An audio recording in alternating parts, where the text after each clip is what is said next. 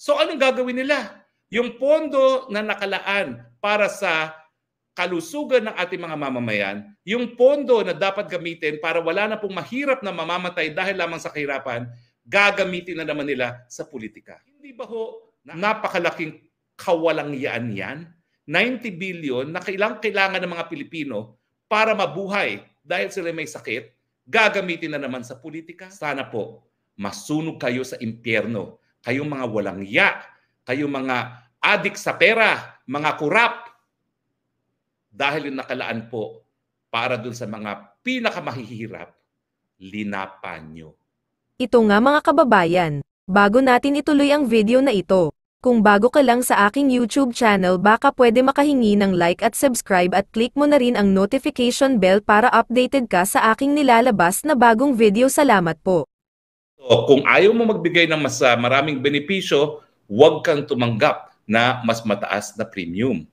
Pero malinaw na malinaw po doon sa batas, no, na ang pondo ng PhilHealth dapat lamang mapupunta sa mga miyembro. Pero ngayon po, dahil sa katutak nga ang pera ng PhilHealth na hindi naman ginagamit sa benepisyo at patuloy pa rin ang paniningil nila na mas mataas na premium, abay, ito po ang pruweba. Ito po ang pruweba na ang board ng, lakihan natin ito mas malaki, yung board ng PhilHealth, unang-una, ayan, ibaba natin. Babasahin ko po. Anong naging desisyon ng board? Dito ko po sa telepono ko babasahin. No?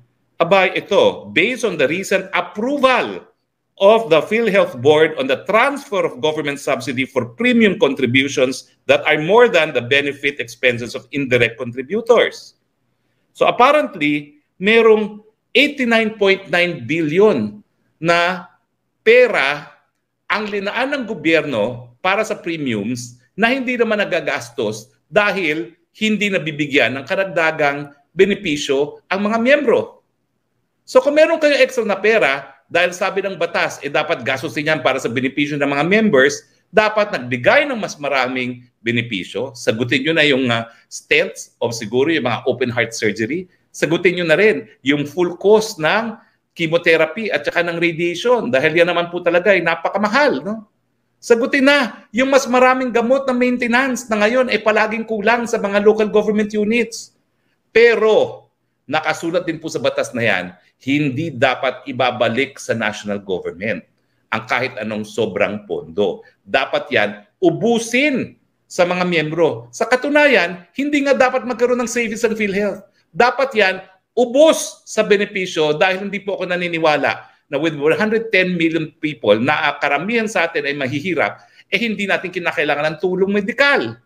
Naku, tignan nyo na lang yung mga pumipila sa PCSO, no? At kung talagang maraming pera kayo, di gawin nyo ng libre lahat. Kasi ngayon, ang tuberculosis, 7,000 lang ang binibigay na benepisyo. Sagutin nyo na rin, pati yung paghuhospital nang magkaroon na ng zero billing courtesy of PhilHealth dahil yan naman talaga ang layunin ng universal healthcare. Dumating sa punto na libre na talaga ang paggamot at ang gamot.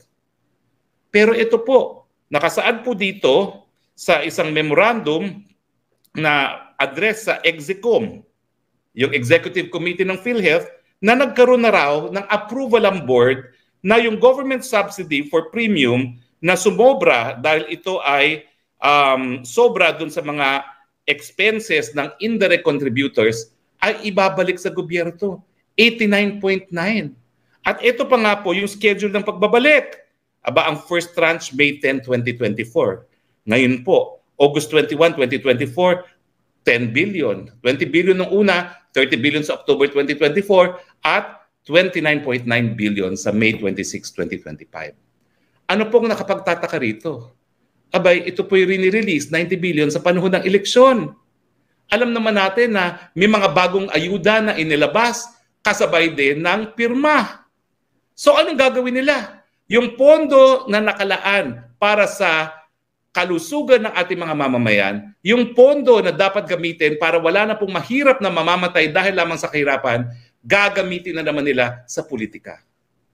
Naalala nyo ba nung panahon ni GMA, nung na-impeach yung GMA, isa sa ginawang basehan para ma-impeach siya, yung pamimigay ng PhilHealth membership card sa panahon ng eleksyon. Dahil ng mga panahon na yon, hindi ka pa pwede maging miyembro ng PhilHealth kung hindi ka nagbabayad ng premium. Hindi na po totoo yan dahil sa batas natin, lahat ng Pilipino, dapat patunayan mo lang Pilipino ka, miyembro ka na ng PhilHealth. Hindi ba ho napakalaking kawalangyaan yan? 90 billion na kailangan ng mga Pilipino para mabuhay dahil sila may sakit, gagamitin na naman sa politika? Ayun pang mas masakit. Buti sana kung lahat yan ibibigay nila sa taong bayan na form of ayuda. Alam natin na yung ginagawa nila sa pirma, kunwari 3,000 pero 500 lang ibibigay. Bubulsahin pa ng mga politiko. Ibig sabihin, yung 90 billion na nakalaan para sa kalusugan ng mga mahihirap, po pwedeng mabulsa pa yan ng mga politiko. Papayag ba tayo? Uulitin ko po. Emotional po sa akin nung isinulong ko ang universal healthcare dahil inalay ko po yan alang-alang sa memorya ng aking nanay na bagamat hindi po dukha, nalimas ang kanyang kayamanan dahil sa kanyang pagkakasakit. Ang nais po natin, yung extra pondo ng PhilHealth kung meron man, tustuso na at bayaran na ang lahat ng mga gastos ng mga mahihirap nang hindi po sila mamamatay dahil lamang sa kahirapan. Sana po, masunog kayo sa impyerno, kayong mga walang ya, kayong mga adik sa pera, mga kurap, dahil yung nakalaan po para dun sa mga pinakamahihirap, linapan nyo. Magkasakit po sana kayo na maubos din ang pera nyo, na matikman ninyo at maranasan ninyo kung ano yung hirap ng mga mahihirap natin na namamatay dahil lamang sa kahirapan. Patawarin ako ng Panginoon sa aking mga sinasabi.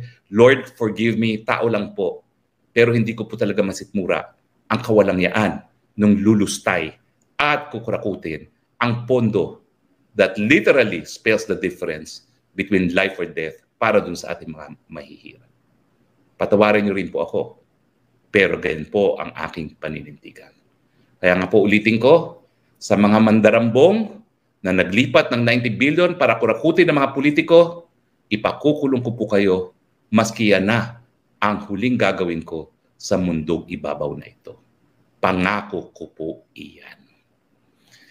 Tignan natin ang mga reaksyon ng ating mga viewers. Pasensya na po kayo, emotional. Alam niyo naman po talaga, talagang walang tigil po ako nung namatay aking nanay kasi nga po masakit na parang ninais na niyang mamatay na parang wala akong kakayahan na tulungan siya sa kanyang pagkakasakit. Hindi naman po. Nung namatay naman po siya, mahigit 25 years na ako nagpa-practice ng law, pero di naman po tayong kakayahan. Kaya sabi ko, sana ninais na lang niyang mabuhay at hindi na niya inisip na magiging pabigat siya sa akin. Ganun pong ka-emosyonal ang aking paningin dito sa pagtagumpay na aking batas na inalay ko sa aking nanay. Tignan po natin ang mga say ng ating mga viewers. Wala ba? Nako, baka ba niya hindi sila interested sa PhilHealth, ha? Letty, hi attorney, they have a special place in hell. Sana nga po pati doon wag na sila tanggapin dahil parang karumal-dumal talaga yung gagawin nila. Pagpipestahan nila yung nakalaan para sa pinakamahihirap ng ating lipunan. Flor de Lis Clano, ginawa nilang bago ang PhilHealth. Akala nila savings nila. Hay, kaya hindi nagbayad sa PhilHealth. Sayang lang pera ko napunta sa bulsa na sakim sa pera. Totoo po yan.